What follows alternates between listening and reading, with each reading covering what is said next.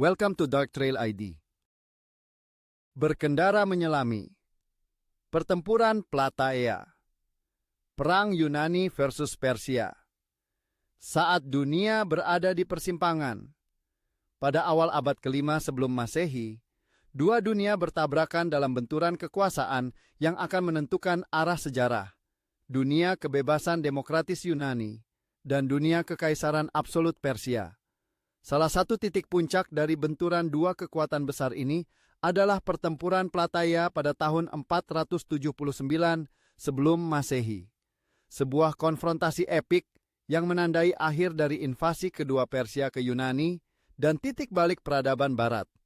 Bayangkan melaju di antara barisan pegunungan Yunani, menghirup aroma sejarah yang masih tertinggal di tanahnya, dan membayangkan derap kaki ribuan hoplites dan pasukan berkuda Persia memenuhi medan tempur.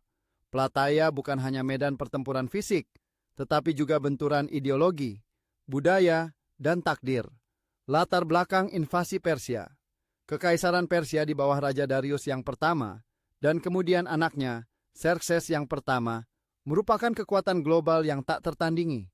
Dengan wilayah yang membentang dari India hingga Balkan, Persia memiliki ambisi untuk menaklukkan Yunani demi mengamankan ujung barat kekaisarannya.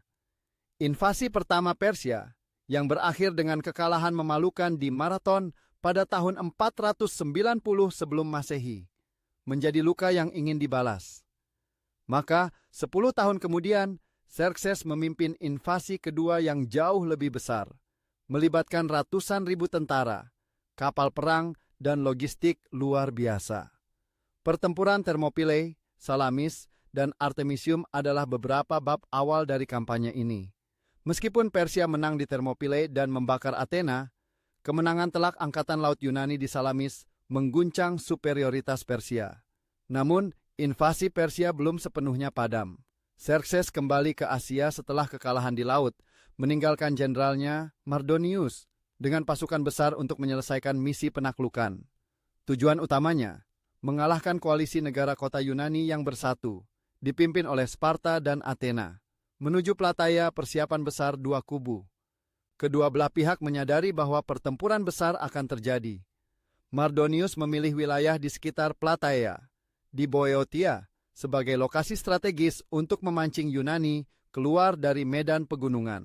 Ia membangun kemah besar dengan persediaan makanan dan pasukan dari berbagai wilayah kekaisaran, Persia, Media, Baktria, dan tentara bayaran dari Yunani pro-Persia seperti Thebes. Sementara itu, pasukan Yunani terdiri dari aliansi negara kota, Sparta, Athena, Korinth, Megara, dan lainnya.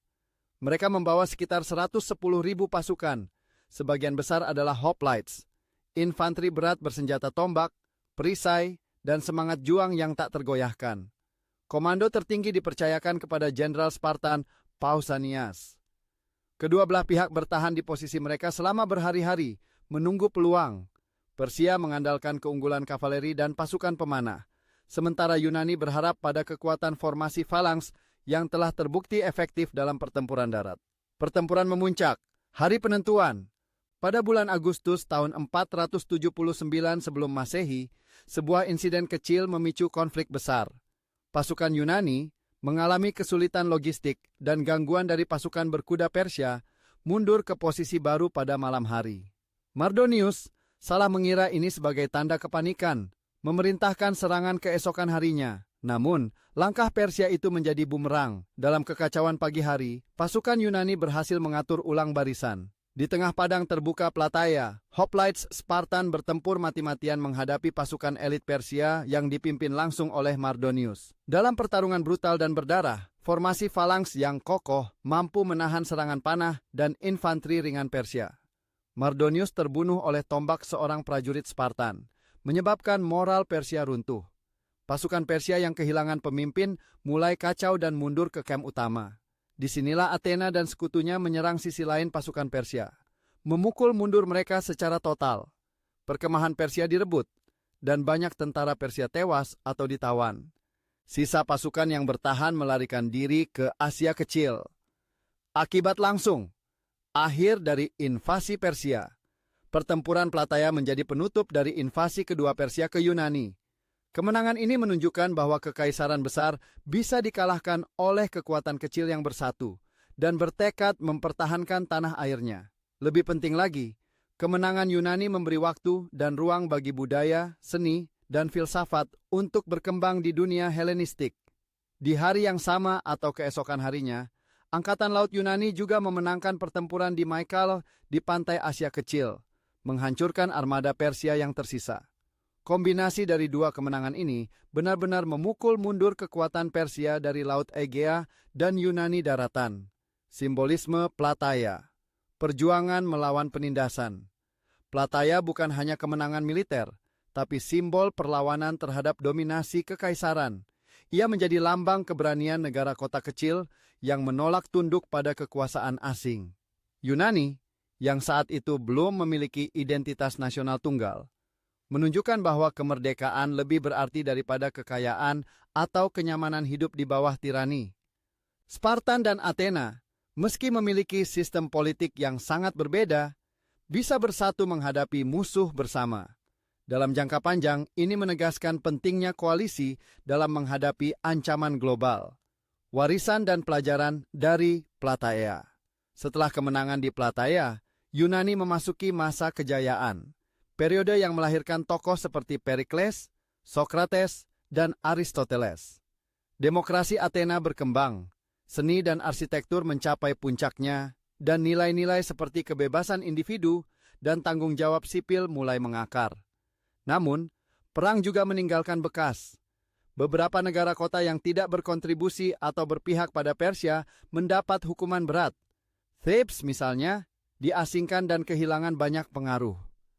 Aliansi Yunani perlahan-lahan bergeser menjadi dominasi Athena dalam bentuk Delian League, yang akhirnya menimbulkan perang internal, Perang Peloponnesos. Tapi jika menelusuri kembali titik balik segalanya, semuanya bermula di Plataea. Medan itu menjadi penentu antara penindasan dan kebebasan, antara kekaisaran dan republik, antara masa lalu dan masa depan. Menjelajahi Plataea hari ini, kini Plataea adalah wilayah yang tenang dan damai di Yunani Tengah. Namun, bagi mereka yang menyukai sejarah, mengunjungi dataran ini adalah perjalanan menyentuh waktu. Tidak ada benteng mewah atau reruntuhan kolosal. Hanya dataran yang tenang dan udara yang membawa bisikan pertempuran kuno. Plataea adalah pengingat bahwa medan perang tidak harus megah untuk memiliki dampak abadi. Disinilah takdir dua dunia pernah bertabrakan dan kemenangan berpihak pada mereka yang memperjuangkan kebebasan, meskipun dengan risiko nyawa. Penutup, perang yang mengubah dunia. Pertempuran Plataea bukan sekadar akhir dari perang, melainkan awal dari dominasi budaya Yunani yang menyebar ke seluruh dunia. Tanpa kemenangan ini, mungkin takkan ada Parthenon, Republik Romawi, hingga ide-ide demokrasi modern yang hari ini kita anut. Melalui perjalanan menyelami pertempuran Plataea, kita belajar bahwa kekuatan sejati bukan hanya terletak pada jumlah pasukan, tetapi pada keberanian, solidaritas, dan nilai yang diperjuangkan. Dan dalam konteks peradaban manusia, kadang satu pertempuran bisa mengubah arah dunia selamanya. Terima kasih sudah menonton. Jangan lupa subscribe.